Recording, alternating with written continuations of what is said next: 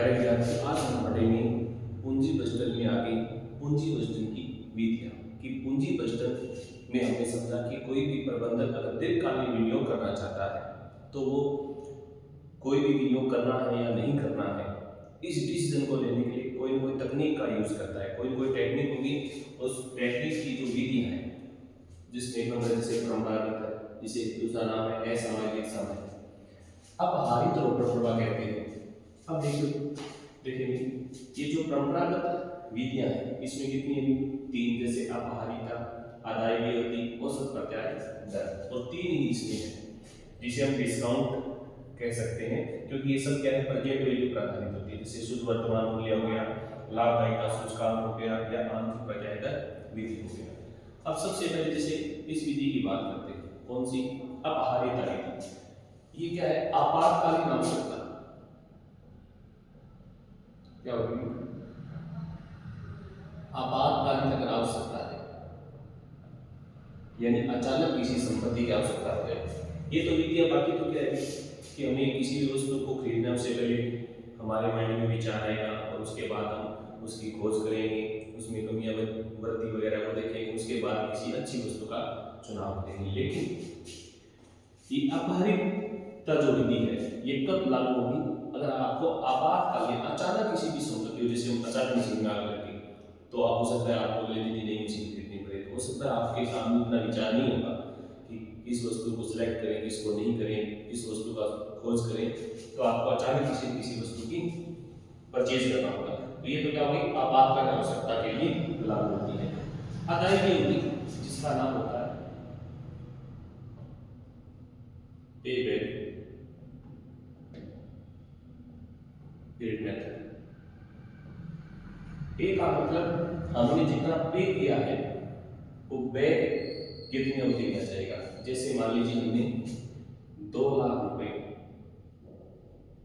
का विनियोग किया है, और ये जो मशीन हमने परचेज की है वो हमें मान के चलते हैं कि हर वर्ष 50,000 रुपए कमा करते हैं, तो हमने जितना पे किया है वो बैक आने में कितना समय? तो देखो 2 लाख खर्च के हर वर्ष कितने कमाएंगे? 50। अगले वर्ष कितने कमाएंगे? 50। फिर भी कितने कमाएंगे? 50। फिर भी कितने कमाएंगे? तो कितने वर्ष लगेंगे? 1, 2, 3 और 4। यानी हमने जितना पे किया था वो 4 वर्षों में हमें रिकवर हो गया वापस।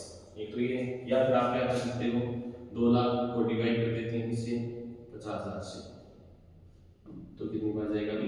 4 वर्ष। यानी आपने जो पे किया है वो 4 वर्षों में आपको वापस प्राप्त हो जाएगा। तो इसलिए इस विधि का नाम है पे बैक पीरियड मेथड। औसत प्रत्याय, एवरेज रेट ऑफ रिटर्न। इसमें एक दर तय कर लेते हैं कि जो भी रेट हमने तय किए उसके हिसाब से कितनी वर्ष में वो क्या हो जाएगा? रिटर्न हो जाएगा। तो इस प्रकार की 3 विधियां हैं, और ये तीनों विधि इस प्रकार है, बट्टा दर कह सकते हैं, या इसे वर्तमान वैल्यू के आधार पर तय होगी। इसलिए इसका नाम क्या है? अपहारित के स्थान पे से डिस्काउंट मेथड भी कहते हैं। डिस्काउंट मेथड भी नहीं।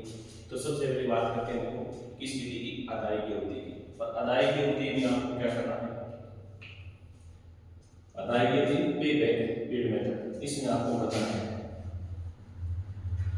क्योंकि जरूरी नहीं है कि आपने जो 2 लाख रुपए का इन्वेस्टमेंट किया, यानी आपने जो 2 लाख की मशीन खरीदी है, प्रति वर्ष अगर आपको मान लीजिए ये मशीन कमा के दे रही है लाभ कितना? 50,000। हर वर्ष 50,000, हर वर्ष 50,000। इसका मतलब ये राशि क्या होगी? समान। लेकिन इस प्रकार भी हो सकता है कि किसी वर्ष इस मशीन में कमा के दिया आपको 40,000, कभी कमा के दिए 30,000, कभी कमा के दिए 20,000। यानी अलग अलग भी राशि हो सकती है, अलग अलग भी लाभ हो सकता है। तो इसे क्या कहते हैं? असमान रोकड़ अंतर्वाह। इसे कहते हैं असमान रोकड़ अंतर्वाह। तो इसलिए पे बैक जो विधि है, इसमें पे बैक की अवधि याद करने के से पहले आपको ये देखना है कि आपने जितना भी इन्वेस्टमेंट किया है वो इन्वेस्टमेंट प्रॉफिट के तौर पर जो रोकड़ अंतर्वाह होगा रोकड़ अंतर्वाह कह सकते हैं, या इसे ही कह सकते हैं लाभ।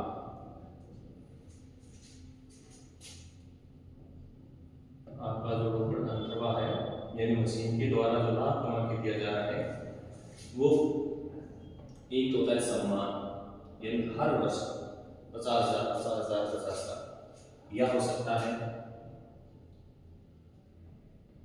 असम्मान, इस प्रकार का भी हो सकता है। तो समान रूप से कमाए या असमान रूप से प्राप्त हो रहा है तो आपको करना क्या है, इसमें तो सूत्र क्या होगा कि पे बैक, इसका सूत्र होगा I/C, यानी इन्वेस्टमेंट बट्टे कैश इनफ्लो का भाग देना है। इन आपने जितना इन्वेस्टमेंट किया है, जैसे अभी मान लीजिए आपने इन्वेस्टमेंट किया है 2 लाख और ये मशीन आपको हर वर्ष 50,000 रुपये कमा के दे रही है, तो आपने जितना पे किया है वो कितने अवधि में क्या हो जाएगा बैक, ये कितने वर्षों में आप इसे वापस कमा लेंगे, तो कितने वर्षों में कमा लेंगे 4 वर्षों। तो ये सूत्र होगा, लेकिन इसमें तो अलग अलग है। तो इसमें क्या करना है आपको, जो भी रोकड़ अंतर्वाह दिया हुआ है उसका करना है संचयीकरण।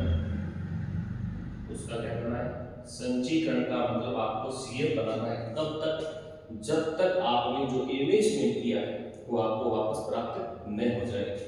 जब तक आपने जो जैसे 2 लाख का इन्वेस्टमेंट किया है तो तब तक आपको संचयीकरण करना है, यानी जब तक जोड़ते रहना है जब तक कि आपको 2 लाख रुपए प्राप्त नहीं हो जाए। तो इसलिए असमान होने पर संचयीकरण के द्वारा याद किया जाएगा कि जो आपने पे किया है वो इन्वेस्टमेंट कितनी अवधि में आपको प्राप्त हो जाए। तो ये तो कौन सी अवधि है, पे बैक डेट मेथड। उसके बाद अगली जो विधि है जिसका नाम क्या है, अगली जो विधि है उसका नाम क्या होगा, उसका नाम है एवरेज रेट ऑफ रिटर्न। उसके बारे में देखेंगे।